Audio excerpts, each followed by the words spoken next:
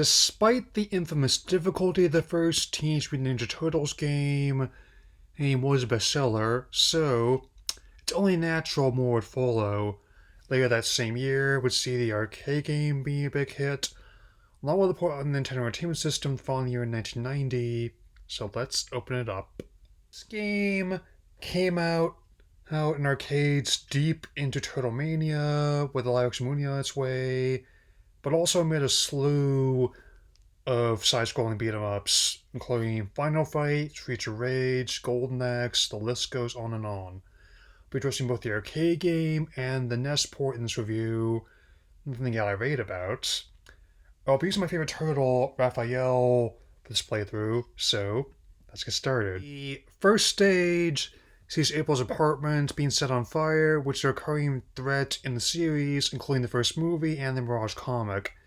You fight your way through a swarm of foot ninjas and roadkill rodneys where you get inside her apartment. The first boss is Rocksteady, armed with the machine gun and the charge attack. After winning the fight, Shredder kidnaps April and leaps out the window. Stage 2 has you chase after Shredder through the streets of New York, fighting your way through enemies till you face off against Bebop. He has a ray gun, a punch, and a charge attack of his own. His attack pattern is similar to Rocksteady's, and after you beat him, Act 2 is in the sewers. Fighting through an army of mousers and other traps, the boss at the end of the sewers is back to Stockman in his human form. He's not the toughest, and sometimes I use the mousers to farm extra lives.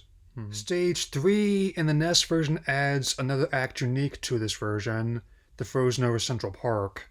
Use the weather satellite from the cartoon and a new boss, Tora the polar bear, who looks like the Icy Bear's biker cousin. He's a bit tougher, but he can be beaten through patience and persistence like any good ninja has.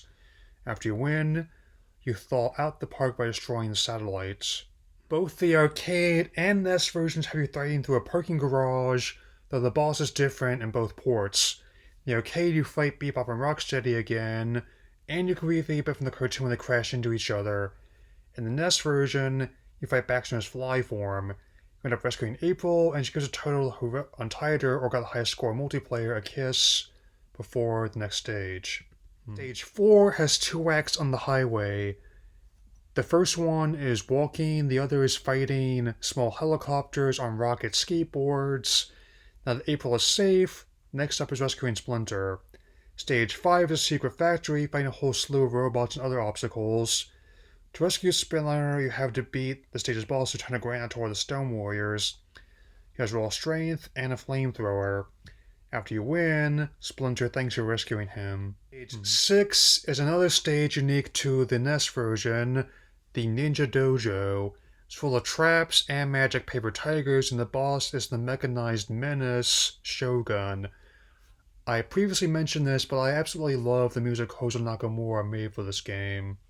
7 is the Technodrome, the massive battle fortress filled with enemies and traps.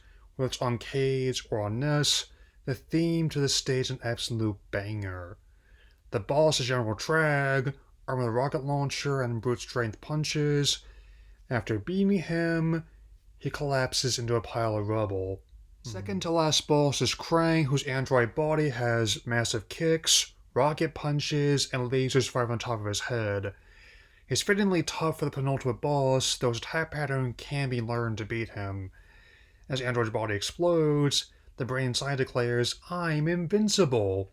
You're a loony. Sorry, I couldn't resist. The final boss, fittingly, is Shredder. His sword and strength are one thing, but he also has retribution ray that reverts you into a regular turtle, and he clones himself depending on how many players there are. He keeps doing this until the real one is downed. Both he and his clones lose their helmets when they're low on health. Once you win, Technodrome self-destructs. Whether it's on NES or in arcades, you get a delightfully funny epilogue of English text before the credits roll.